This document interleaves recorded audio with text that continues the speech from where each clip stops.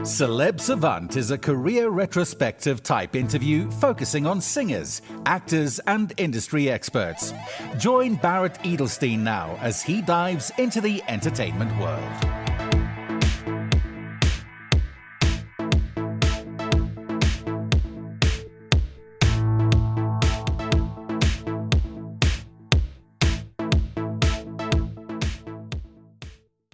Joining us for the second time on the Celeb Savant podcast, we've got Ruby and Pete from the Melbourne-based pop fusion duo President Street.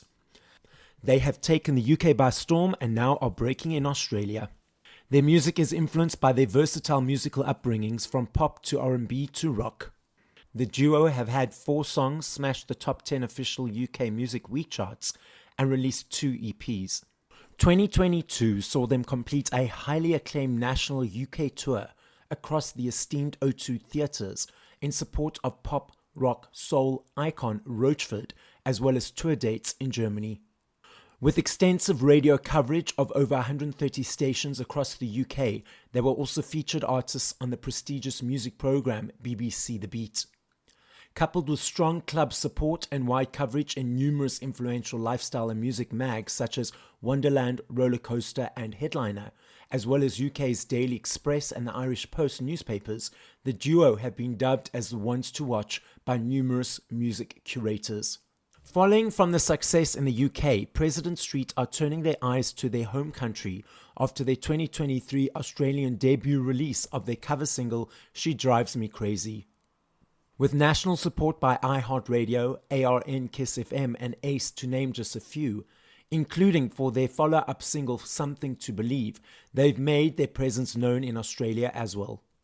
With an engaging and energetic live show that showcases their unique sound and musicality, their eclectic sets deliver a full sound with Ruby on vocals and an electronic drum pad, Pete on loop pedals, keyboards, percussion and acoustic guitar, plus an electric guitarist. The duo showcased their musical diversity, writing their songs together as well as recording and co-producing in England with the legendary Ash Howes and John Reynolds. On this episode of Celeb Savant, we'll be catching up with Pete and Ruby about what's been happening since we last spoke, their new music and much more. Up next on Celeb Savant, we've got Ruby and Pete from President Street. So where are you guys and how are you doing? We are in Melbourne at the moment, home, Melbourne, Australia. Hey, Barrett, great to see you. Thank you so much for having us back as well. Great to be back. So are you more based now in Melbourne or between Melbourne and London? Was last time when we chatted, you were in London? Yeah, we definitely had a lot going on there. We had a few tours and, busy touring with Roachford. We were, over in Europe as well, and we had a great time there. We love the UK. But yeah, for the last year or so, we've been back in Melbourne. We've released a couple songs on Oz Radio here that have done quite well, which we're happy about. And yeah, gearing up to release a song as well called I Don't Want to Be. So we'll see how it goes in Australia first and hopefully bring it over to you guys in the UK. Lovely. And so South now, Africa. Yes. I'm just thinking UK because last time we spoke, the very first time we caught up with you on Celeb Savant, we were sitting in the UK. So yeah. That's got that. In my mind right so now. let's not just say the UK and South Africa. Let's say the world. Exactly. Let's put it out there. Where all the good people are. Yeah. You mentioned you released a couple of singles. You've been in Melbourne, which did quite well in Australia. What else has been happening in the last years? Spending quite a bit of time in the studio and trying to work out some different things, writing different songs. So, yeah, we've just definitely been gearing up to release more music and trying. So last year was a bit of a sort of consolidation year for us in a lot of ways. Getting back into Australia, it's all really, even though we've from Australia, it's our first release in Australia. So really for us, just organically, we ended up starting in England. So we wrote some music and released some music and got a grab in England. So England's where we just sort of naturally gravitated to. And then it's sort of last year was ironically the start of our Australian release. Oh, cool. Sort of our Australian journey. You did a cover of the Fine Young Cannibals, You Drive Me Crazy. Why that song specifically for a cover? What was the attraction? It's funny, it wasn't really a lot of thought behind it. I was actually just mucking around with it. I actually heard it on the radio and I was like, gee, I love that song so much. and I just sort of went in the studio and started playing with it. And very quickly, we kind of got a concept that's very similar to how it is now, and went, oh, it's kind of cool. But what I really like about that song is it's such an iconic 80s track, and it's got that amazing snare that that sort of rings out through. And what we were like, for me and for both of us, it's like the covers that we like are the ones that are a really completely different reinterpretation of the song, not just a cool, similar vibe to the original. Yeah. It's like, no, we want to take it to a completely different place. Yeah. And that's what we did. We took it in a really sort of dance pop space. But the mechanics of the song are such that the guitar is so cool that by actually keeping the guitar elements pretty dirty and distorted, it kind of kept the vibe up on it. And so what I loved about it was it was a completely fresh version of it, but it still had that really deep connection to it as well because of the guitar. So, yeah, so the answer is it wasn't a lot of thought other than, gee, it's a cool song, and we haven't done a single, and we just loved it. And we sent it over to our friend Ash Howes in England, who's an amazing mixer and producer, and he was like, oh, that's really cool. And we were in England, and he's like, okay, we'll come into the studio next week and we'll put the vocals down and we'll get it going. And so that's what we did. So it was quite spontaneous. So, yeah, so being our first release in Australia, which is what we were planning to, we were like, well, us as a duo, as President Street, we've spent so much time in the UK up until this point before releasing in Australia. So, you know, Eddie's obviously a song written by the British group, the Fine Young Cannibals. So we were like, maybe that's a nice little connector for us to bring a bit of the UK. It was recorded, it was mixed over in the UK, and we'll bring that over to Australia and release it there as our little, you know, symbolism of having spent so much time in the UK as Australians. And so, yeah. And the majority of it was done when we were on tour with in England. So okay. Now, for those people who do not know, what is a snare? Snare drum. It's that real. Usually the kick is on the one and the snare is on the two. It really cuts through. Oh, okay, cool. Okay. I like this because, you know, a lot of us, when I'm chatting with you guys universally, you bring up like these sort of musical terms. And I'm like, I know what that is. I'm sure I don't know what that is. The listening audience, I like to bridge the gaps so we can educate at the same time. No, it's good. Thank you for asking. It's good. Well, it's funny you say that. Neither Ruby or I have ever had a music lesson, so quite often we get lost in music, in the dialogue of music as well. Okay, cool. We've sort of developed our own terminology and language. So when we do work with people like Ash Howes, this mixer, and other people that we've written with as well, it's like, oh gosh, you know, they speak a different language, but we make it work. So I make up words almost every week. I'm like saying something like, is that a real word? I think we need to put in the dictionary because it sounds like a cool word. So, I understand what you're saying. Well, if you said it, it's in reality now. So that makes it real. Exactly. I remember, I think last year I came up, I thought it was a real word. Idiocity. And I thought, oh, that's a cool word. Why isn't it not a real word? It's like idiocity. Makes sense. I do the same thing. We were laughing about this the other day with like words like photography. When I read it, I know it's photography, but when I read it, I often just say it out loud as photography. Oh, okay. So, you know. Okay, so now the accumulation of singles and stuff you've been recording, is it going to become a body of work of a full album? Because last year you were in the studio a lot and writing and creating, is it now like almost finished or 70% finished, or where are we at? Yeah, probably closer to 70, 80, I would say. Okay.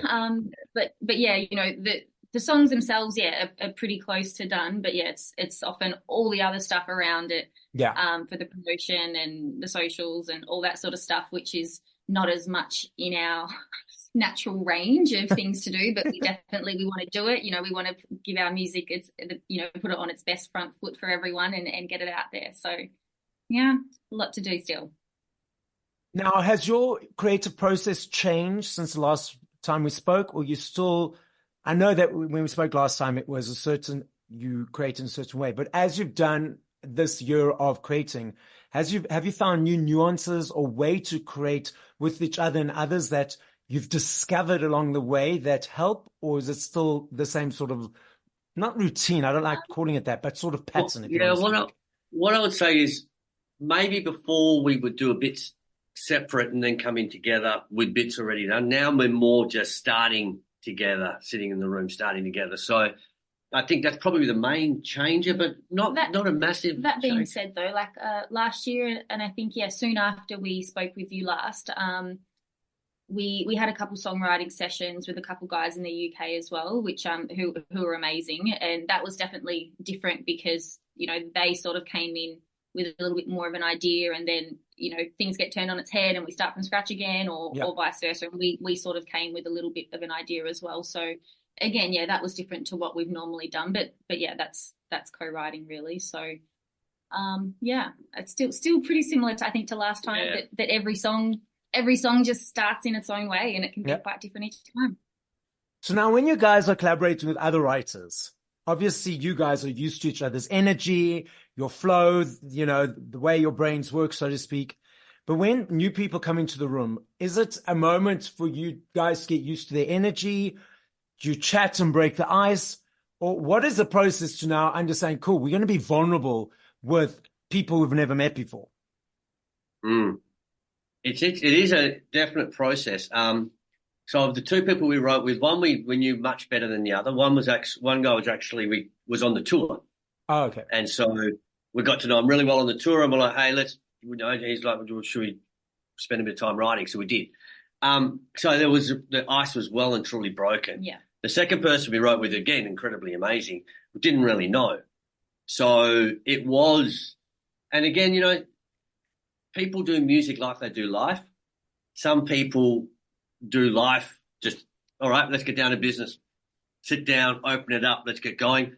Other people waffle, they want to hang out. And so it just like I said, people play music, do music exactly as they do life. So it's literally person by person. And, some people are sit and have a cup of tea, have a cup of coffee, or go to the pub the night before. It's just completely different. So for us, we just try and create a safe space primarily, which is, this is a space where there's no bad ideas. No one gets laughed at for making a stupid suggestion. No one gets chastised for being dumb. This is a safe space. So, there's no bad ideas. There's no good ideas. It's just all ideas. And the focus is on making the song as strong as it can be. So if that means that the best ideas are coming from there or there, it doesn't really matter. There's no ego, like I've got to have my input into it. Is if these guys are going and they're going in the right direction, we're all happy to sit back and let them go. Perhaps we've just been really lucky with the people that we've worked with, but we definitely feel very lucky that we've worked with some really, really wonderful people and musicians as well. So we're excited to put out what has come from those sessions. But I think if, like what you're saying, if you're in a space where you guys are, and I pick it up, and I've picked it up previously, I'm looking for the correct words. You're in an energetic space that is welcoming, that is empathetic, that is caring, that is grateful. So when you're in that energetic space, you'll manifest, or you'll attract similar type people to collaborate with in your world, and you won't attract the other type unless there are lessons there that need to be learned, and there's a mirror that you guys need to figure out about, because we do that. So that makes complete sense. It's slightly controversial. We did discuss this previously around what's happening, with CDs and streaming. What is your perceptions of where, being an independent artist obviously is a different experience compared to being part of a label, but what is how the music world is currently? What's happening in the space? It's really amazing now when you think about the speed at which the landscape's changing in music. I mean, even last time we spoke, there was a bit of talk about TikTok, but not that much. Whereas now people talk almost exclusively about TikTok. It's like there's just so many moving spaces at the moment. And it's such a fast moving space. So definitely for us, we really, as always, think that it's all about streaming, and obviously, but we look at it as, it's not streaming for streaming's sake. It's streaming to find an audience, because ultimately we want to play live. Yeah. Ultimately, we want to be able to head on over to South Africa and be able to sell tickets and come and play shows. Yeah. And it's a discovery platform is how we look at it. We hope that people discover us on Spotify, all the socials, and then they will want to come and see us live, because that's where we feel we communicate best and, you know, sort of connect best with our audience, is on stage rather than on a screen. Because honestly, we're not that good at the screen stuff. We're not very good at social media. We try our best, but, you know, it's not that natural to us. But you put us on a stage and it's fantastic. So, you know, we're probably like most musos like that, I guess. Okay, now I've got a point of discussion. I can't remember if we discussed it in our previous conversation, but it's still fresh and new because it's been a period of time. I'm that person that's always right in front, dancing, jamming, enjoying it. And you mentioned the connection with the people. I notice that the people around me, a lot of the time, not all of them, but a lot of the time, a lot of period of time, they on their phones, on their screens, getting the videos, getting the shots, which is still watching you guys through a screen, potentially for a period of time. And sometimes I've even noticed at some of the concerts lately that I've been at, I see people, I find it bizarre. Actually, the reason I'm laughing is I find it absolutely bizarre, is you guys are on stage and the person turns around with their back to you, filming themselves, singing the song, and you like a little piece in the background. I saw this at one concert and it was a favorite artist, and yet the entire concert, her back was to the stage and she was filming herself. From the person or the people being on stage and potentially see a bunch of phones, do you feel that sometimes takes away from that connection you reference, or is just where society is? No, I actually think it's like everyone experiences it in their own way. And if you know, if a tree falls in the forest and it's not on Instagram, did it really fall? And, you know, it's like however people want to experience it, it's great. They're there, they've turned up, they've made an effort. If they want to share it with their friends on social or live stream it to someone who's at home who couldn't make it, honestly, it doesn't make any difference to me. It can end up helping the artist almost as well by having that extra publicity out there really as well. But it is for me as well, I think as the front woman singing as well. And, you know, I feel like it's always my job that bit more than the guys, you know, on the instruments as well that are holding everything else down. Like, I feel like it's my job to really try my best as well to make eye contact with people. And I want to as well in the audience. It's hard sometimes in the stage lights, they blind you. But yes, we've definitely had a few phones when we performed as well. It doesn't bother me, but it is always nice to make eye contact as well. But as Pete said, it's however people need to enjoy it in their own way. We're all different.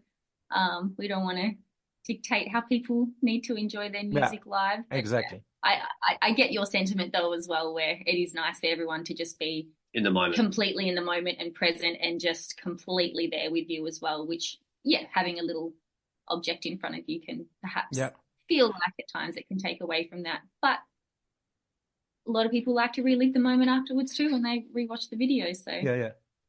Now you guys mentioned that you opened for Roachford and you're on a tour. So when you're opening for an artist on tour, do you find that challenging? Because potentially some of the audience will not know who President Street is, and it's about winning them over and allowing them to hear you and love you, compared to sort of headlining a show. Do you find it challenging, and how do you approach that challenge? Yeah, I guess there's always challenges when you are absolutely in that scenario, and you've got that knowledge that ultimately that audience there are not necessarily there to see you. We definitely had a few people that we learnt of that had come to see us as well, and they also like Roachford too, so why not? It's a great night, which was amazing for us, you know, having come from Australia and over to the UK too. It's an amazing opportunity when you are supporting for an artist like Roachford, who is just an absolute legend and such an incredible musician and entertainer and performer as well. You know, I think he's got an amazing group of fans that follow him. So they were really enjoyable to perform for. And in terms of challenges and overcoming them, I think, the challenges I don't think are anything specific to that audience. It's just about us making sure we put on our absolute best show, blow them away, add to their night and get them really warmed up for the main act as well. And I think we definitely overcame that challenge because we had some really great feedback from the audience members afterwards at the merch stand and saying like, oh my God, like we would have come to like just see you guys. You should have awesome. your own headline tour. So that was incredibly incredibly rewarding and affirming for us, really. And we had a great time, and we were just so happy that they did as well. And they just had an amazing night of live music with us and with Roachford too. So yeah. Yeah. And we put a lot of time into making sure that, look, we've got a 30-minute window, yeah, and we're going to blow their socks off. So what's the set?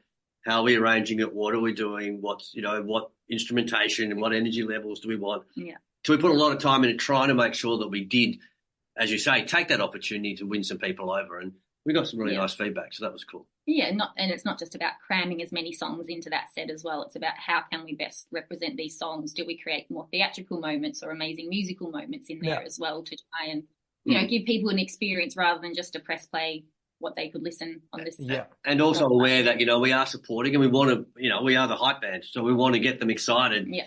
So that they, that they're ready to go when Andrew, the main guy, steps up. Yeah. So it was a great experience and a great learning curve for us, actually, with all that in mind. So your latest single, tell us more about it. It's called I Don't Want to Be.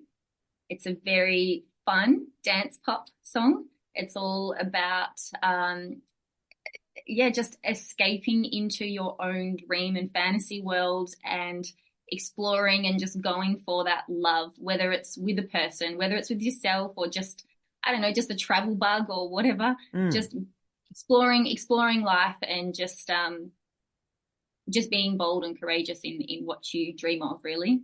The rest of the body of the work that's coming, I know you can't really say, but is there an overall theme that connects it all, or it's just feel good music blending into each other, so to speak? I don't know if it's too thematic. I think it's just, it's a body of work, I suppose, and always a song is a snapshot in time. It's like what we were feeling in that moment. Yeah. So I Don't Want to Be, for example, we're on a songwriting camp and we just we're at the beach. It was summer, I was at the beach. So it's quite a summery, uplifting, happy vibe to I Don't Want to Be. So like I said, it sort of is very much a snapshot of that moment. And so the body of work is a series of moments, is how I kind of look at it. I like that, yeah. We never start writing going, we want to write this type of song or that type of song. We just are happy to let things evolve naturally. It's probably going to end up being a bit of an eclectic mix of almost what our music life has been like the last few years, which has been sort of all over the place, Germany, UK, Australia, all the places where it could have been that didn't end up happening with all the lockdowns and stuff. So musically, I feel like it sort of feels like it's just going to be a bit like that as well, a bit of a taste of everything. Now, you referenced this, and I've heard this before from other artists, songwriting camp. What is a songwriting camp, and how is that different to when you just sort of writing songs normally? So we get our sleeping bags and tents. No, just kidding. That's what I thought it was. Yeah. No, it's like you wake up and all you're doing is music, and then you have breaks, you have some drinks, you have dinner, whatever you do, and then it's more music, and then you wake up. It's the isolation and the single focus. That's sort of how we tend to do it. It's like, we're not getting distracted by anything else. It's just everything is a break from music, as distinct from music is a break from life, if that makes sense. I was going to say, rather than, being in our cars or whatever, and you think of something and you record a little voice memo, it's just creating that opportunity for anything to come up in that moment to be properly developed in that time. And just sitting around, Pete's on guitar or keyboard, I'm singing around, and we've got the computer there ready to start adding some production elements as well. So just giving ourselves that opportunity to just be really immersed in it. And I've heard all artists do this. So there's a period of time where you just focus on this specific, which is a songwriting camp in inverted commas, where it's just immersion, focus on that. And when you're not in songwriting camp, you're still creative, you're still productive, but then you've got events, you're doing social media, you're doing publicity and stuff interspersed. Okay. Yeah. Yeah. It's a funny thing too, the idea of creativity and when it comes. So as Ruby says, Ruby often just does voice notes driving somewhere, and she'll just pull out a phone and just sing into it. And so that's a spontaneous moment. But when you're in writing camp, it's sort of like we're here to write. So the pressure's on and it's very intense. So sometimes it's good, sometimes it's bad. It doesn't necessarily mean a good thing because, creativity can come at various times. So exactly. So I don't know if you remember this game. I love this game. And one of you is going to have time to think. And I know your answer will be different compared to our last conversation. I'm not saying favorite. And I recognize that if I had to ask you this in 2 weeks, 2 years, 20 minutes, your answer will be different every time because there are millions of them. Pete, you're going to have time to think, but going to Ruby first. So if you had to push play. I'm the one that normally needs time to think. He's better on the spot. If you had to push play to 5 songs by other artists, like I said, not favorite, just 5 songs by other artists, what would those first 5 songs come to mind and what would they be? And by whom? Okay, think the ones that just come to my mind. Sure, Do You Believe? Mm-hmm. Oh my God, I'm so bad at this. My Universe, BTS and Coldplay. I'm loving Ariana Grande's new song, Yes And. I just think it's really great melody and beat. Oh my God, pressure's on. Fleetwood Mac, Dreams. And I just popped into my head because I do love it, Kylie Minogue, Spinning Around. Okay. Kylie's one of my favorites. So. Love Kylie. I went to the same high school as her, by the way. Years apart, but it's her and Danny went to the same high school. Oh, lovely. Sorry, as a little reference, the song I Don't Want to Be is mixed by Ash House, who has done a heap of those big songs for Kylie. Oh, awesome. That sounds exciting. Yeah, so when we're in Ash's studio, he's got all the records up, the gold records and platinum records that he made with Kylie are up on his up on the wall. Oh, wow, so that's cool. 5 songs from you, Pete. Okay, my 5 songs. So Give It Up, KC and the Sunshine Band. Oh, I haven't heard that in a while. Yes. Yeah. That's a good one. Bit of a throwback. I definitely would have to say She Drives Me Crazy by Fine Young Cannibals. I do love that. Dua Lipa. I absolutely love Dua Lipa. And it's the Don't Start Now, I think is awesome. Yeah. Big fan of hers.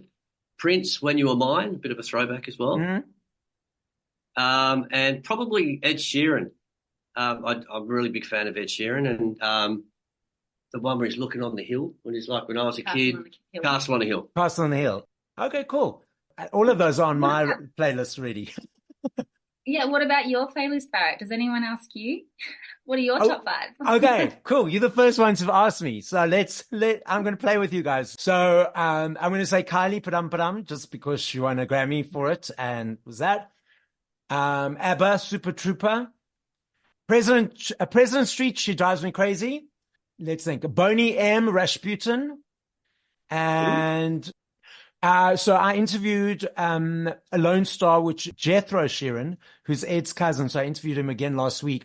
So it's Jethro, a Lone Star Sheeran with Ed, and a couple of other artists and a song called You Raise Him Up. Oh, cool. Let's check that out. So that would be my 5 in this moment. So thank you for asking me. Very cool. Love it. The podcast is listened to throughout the world. As a final message to the listening audience, Ruby, you first, what would you like to say? Hi, and we hope you're well. And thank you so much for listening to President Street with Barrett on Celeb Savant. And we'd love for you to come and hang out with us on our socials and our website and discover our music if you haven't heard it already. And come join us on President Street. President Street Official is our handle on pretty much all our socials. Thank you for listening to this episode of Celeb Savant. Please follow Barrett on TikTok, Instagram, YouTube, and Facebook at Celeb Savant. That's CelebSavant.